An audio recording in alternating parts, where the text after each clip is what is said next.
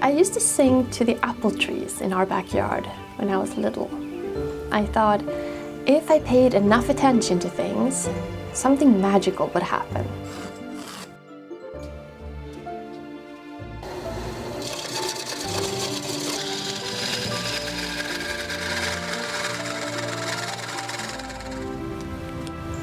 I still think that. Spring sometimes comes so quickly. Like one moment it's all grey and dead, and next you look up and it's absolutely bursting, green popping everywhere.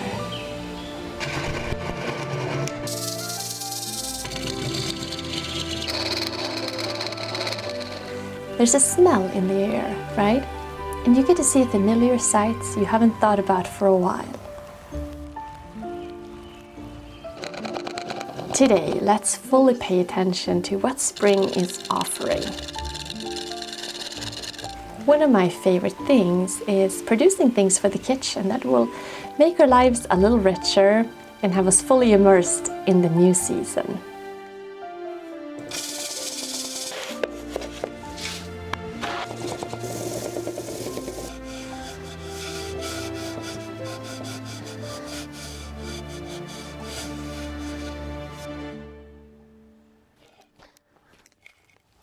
Here in Virginia, spring can sometimes feel like summer, even though the scenery still looks like it hasn't caught up yet. For a couple of years now, I've made Mugolio, an Italian pine cone syrup. A truly extraordinary thing to have in your pantry, full of rich, dark flavor, yet remarkably simple to make at home.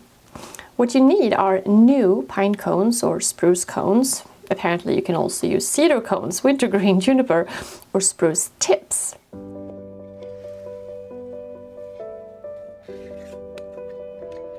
This is last year's batch.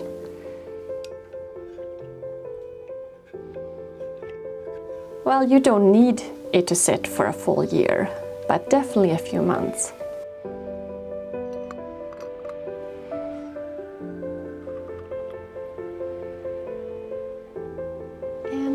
If you're curious about trying this out, you might have to act fast.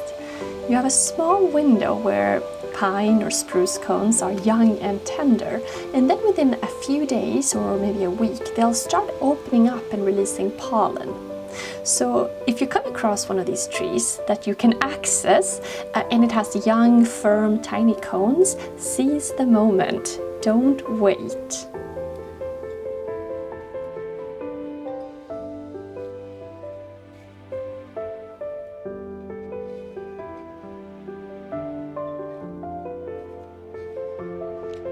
Basically, you need new cones and brown sugar. And time, perhaps the most important ingredient of all.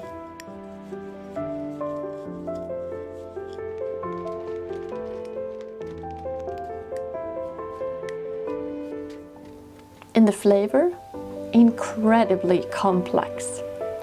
You can hint of spices like cloves, allspice, and cinnamon. I think you have to try it to fully experience it. Ideally on toast, pancakes, yogurt. You get the picture.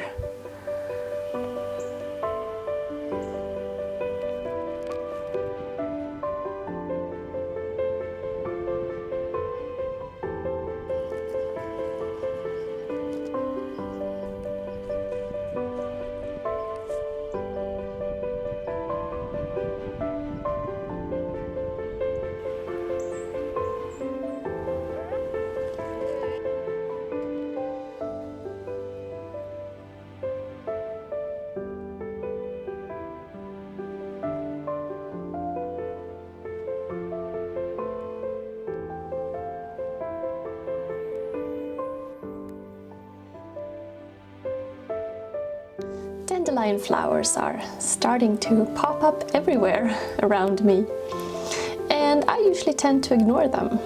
But I've been wanting to try to make dandelion honey for a long time. Honey might be a generous term since there is no actual honey involved, but using dandelion flowers to mimic the taste and look of honey is an old folk custom. common across Europe, particularly in France, Poland, and other parts of Eastern Europe. It was a way of preserving the season and stretching sugar or real honey further.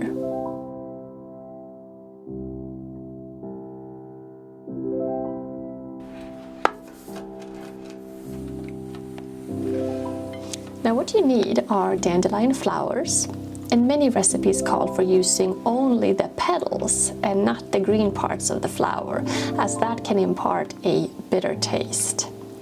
Me, being a bit on the impatient side and not really minding a bitter side note either, decided to use the whole flower head. The recipe is simple: dandelions, water, sugar, and lemon. The lemon imparts some of its flavor while also adding pectin to make it a little bit firmer.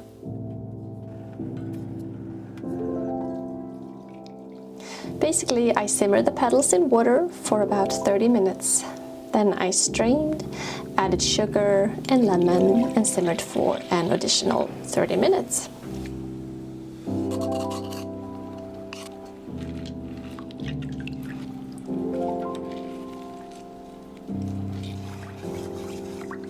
The aroma in here, the smell in here, it is quite amazing.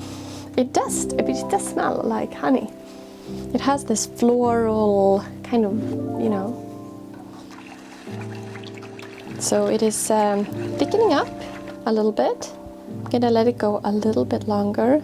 I'm curious to taste this though. Let's just get a little piece.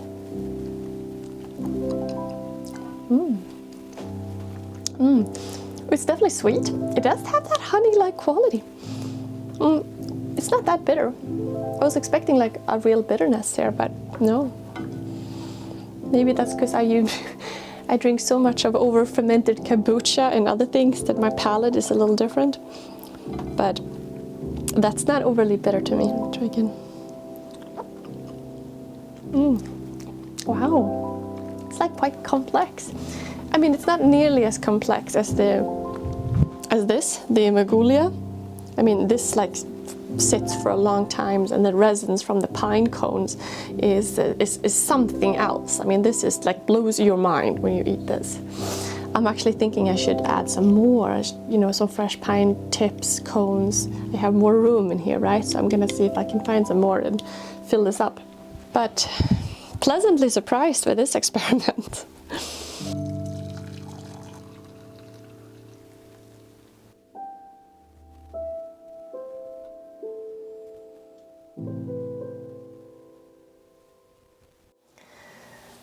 So I went back to pick some more cones, but the window had passed. The cones were crumbly and full of pollen, just 3 days later.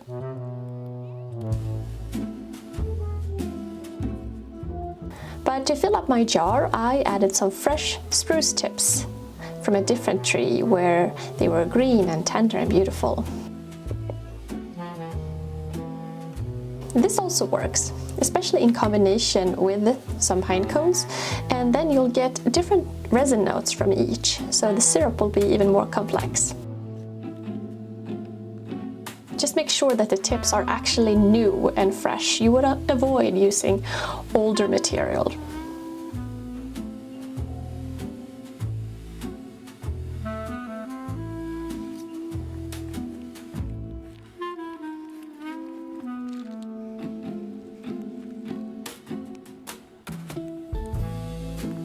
Now, violets are quite stunning, aren't they?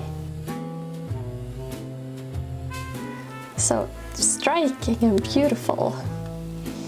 Every few years I make violet sugar. It's as simple as it sounds. Pick violets, cover with sugar. Let sit for about a week. And at that point you can strain the violets out or process everything so you get a finer sugar with a slight violet hue.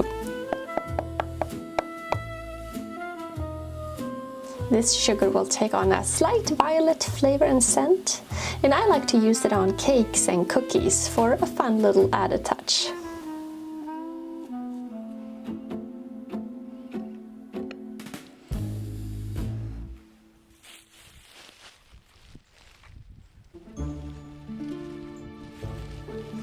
To to celebrate this beautiful day and to fully taste my new dandelion honey, I brought out one of my quilts and decided to have a simple picnic underneath the budding trees. A piece of bread, cream cheese, and yes, my dandelion honey, coffee, a book.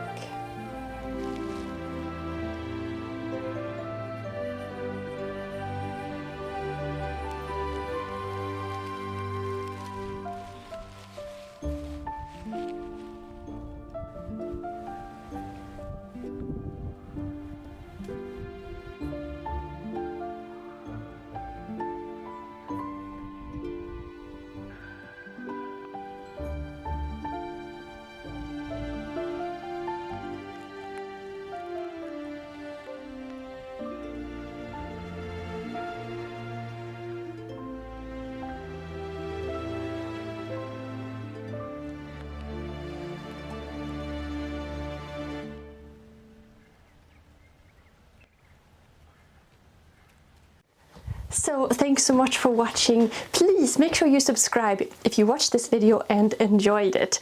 I'm having a good time with my channel here, kind of restarting it, playing with a lot of different ideas within the world of building yourself, making yourself like a handmade life.